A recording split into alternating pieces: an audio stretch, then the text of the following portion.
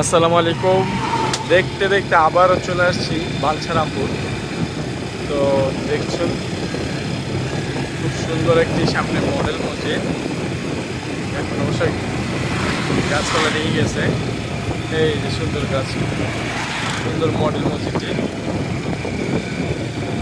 মসজিদটি খুব সুন্দর, কিন্তু এখানে যে জায়গাটা অবস্থাটা সেটা আসলে খুবই হতাশ করে। তো মাশাআল্লাহ খুব সুন্দর একটি মসজিদ, সেই সাথে আশা করি এখানের যে ময়লার যে অবস্থাটা এটা যেন একটু প্রশাসন যেন একটু দেখে। এখানে এত সুন্দর একটা মসজিদের সামনে এরকম একটা অসুন্দর জায়গা আসে, অসৌন্দর্য জায়গা, এটা আসলে বেশ খারাপই লাগে। তো আপনাদেরকে মসজিদটা দেখাতে দেখাতে এদিকটা ঢুকে পড়লাম। তো ভিডিওটি এই পর্যন্ত। আসসালামু আলাইকুম।